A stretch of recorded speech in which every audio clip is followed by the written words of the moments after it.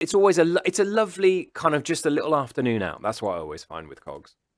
Yeah, it's a gem in the middle of, and actually in the middle of Whitney. Get radio breakfast with Rich Smith. Our next guest, looking forward to catching up with, is Guy Reed, the GM of Cogges Heritage Trust and Cogges Manor Farm, and we're chatting all things beer festival, which just brings a smile to my face. Good morning, Guy. How are you? Well, thank you. Good morning. Thanks so much for joining us. Well, thoroughly looking forward to this weekend in Whitney. Of course, it is the Cogges Beer and Cider Festival. Tell us a little bit more about what's going on.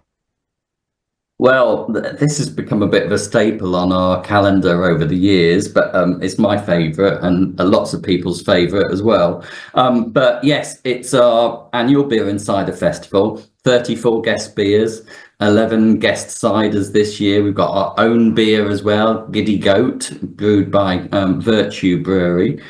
Yeah, 9 bands playing as well. We've got a barbecue, and yeah, just hopefully going to be a really great day. It was very, very wet last year, and this year it looks like the sun's going to shine. So we're looking forward to it greatly. It's so funny. I was chatting to my wife yesterday, and I mentioned that I'd be speaking to you this morning, and her exact words were, when we went last year, it was really wet, wasn't it? And I was like, yes, it was. But I said, the weather is looking a lot better this weekend, and it's going to be dry. And even, do you know what? Even last year was absolutely fantastic because everyone was huddled in the bar. There was kind of like that kind of mentality of getting everyone in the barn and sort of gathering around it. It felt like quite a festival atmosphere, dare I say, with all the bands playing from last year. But yeah, this year's looking lovely.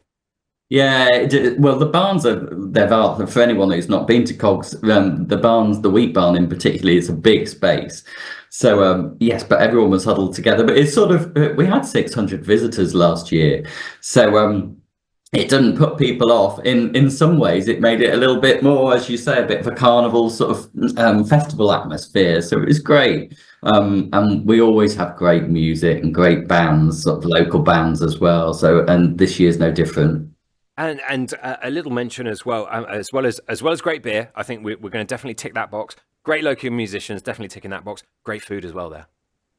Yes, yeah, lovely barbecue. So Coggs Cafe will be doing barbecue and obviously selling all of the usual ice creams and cakes and so forth as well. So this is our biggest fundraising event for Coggs, and really important to us.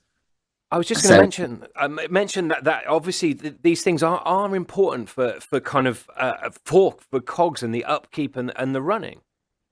Yeah, so we're an independent charity, so we receive no regular funding whatsoever. So everything that we do, whether it's an event or just opening the doors on a daily basis, just goes right back into protecting and preserving Coggs for future generations. So it's a beautiful 19-acre site for anyone who's visited, with a tiny little manor house, but it's stunning, and but it costs to preserve it and to keep it going. So yeah, these events are so important to help us do what we want to do in the future as well, which is to make it even better. No, for sure. And I'm lucky enough to live in Whitney, and I've been to Coggs on a number of occasions. And when you say the kind of the beauty of it, I instantly always go to the gardens, which are always just absolutely stunning and pristine, and things growing in them as well, and then wandering into the fields at the back as well. It's always a lovely kind of just a little afternoon out. That's what I always find with Coggs. Yeah, it's a gem in the middle of, and actually in the middle of Whitney. Yeah. People often who've not visited before, they come down and they just think, oh, there can't be anything down this road, and then all of a sudden, they've got this a little bit of, as I say, history and heritage, and this just gem, a little bit stuck in time. It's a really old-fashioned day out, really. Yeah. Just to get away from the hustle and bustle, and just take a few hours just to relax and enjoy it for everything that it is, really.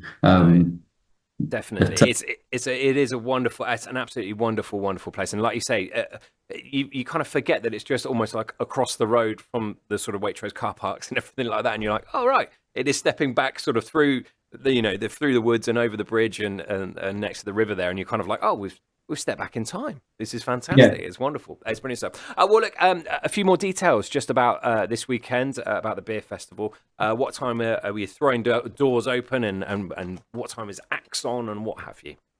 Yeah, so doors open at 12, and we close at 10, with a little bit of drink up time after that as well. So, but we've got bands all the way through the day. So, and we've got Morris dancers as well. So you can't have a Cotswold festival without that. So, yeah, barbecue starts from 2.